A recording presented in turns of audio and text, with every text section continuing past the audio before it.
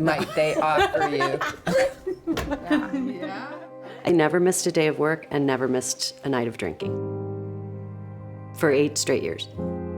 Rather than be able to have compassion for myself, I'd rather eat like 2 bowls of popcorn, or even when I was younger, drink, in order to not feel. Well, even sitting here, I realize there's like this terrifying feeling of not having it all together, like not having it all together. And yeah, and the vulnerability that goes along with that. Oh, really? Yeah. What would she say? Like, I was so embarrassed. I was so full of shame, and I didn't know what to do except to drink. And so I started drinking again, but I knew in my mind, I'm like, I need help. This has to stop.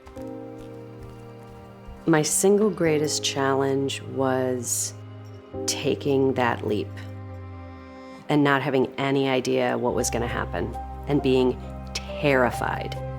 You know your breaking point.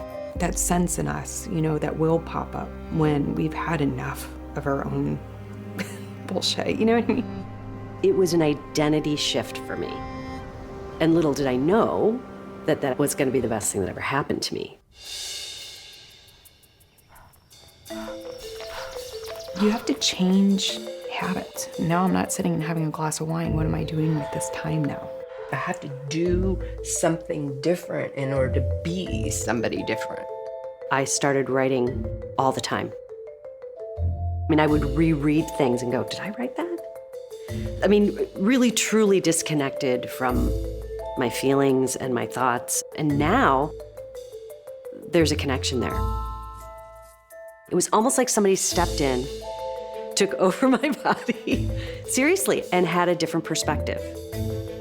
I feel like there's so much power in the written word. And I love that she's been able to make something tangible that can help people.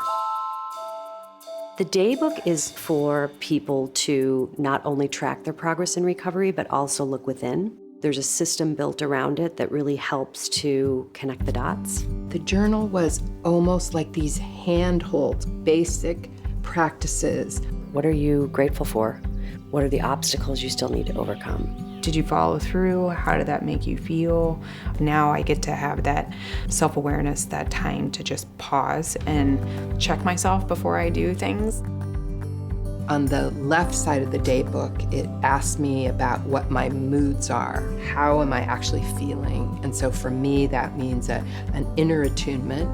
And then the things on the right-hand side are reminding me like, oh, did I take a rest? Did I actually move my body, or was it just a good idea? So I think it's that combination of having both sides to the equation for me.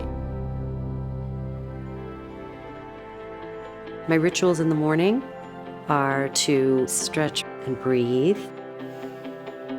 It's just the subtle shifts that you can make on a daily, weekly, monthly basis that could make all the difference in the world. My number one habit is exercise.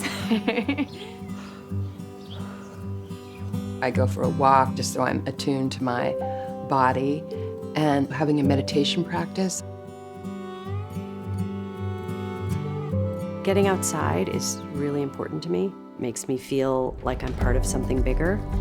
And then writing is just what lights me up. Even on the days when I really don't want to look at my stuff, I do anyway. Everything else can be spinning, but that does not have to be spinning, Because I have done the practice, I do have access to my wisdom. I just feel like I had suitcases of shame and self-doubt, and that load is much, much lighter.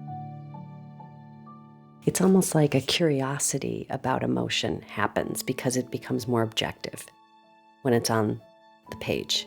It's given me the strength to say, what's next? Bring it. The biggest goal for me is to continue to pay attention and to live my life consciously in recovery and really never forget what a gift it is. It was a lot of work.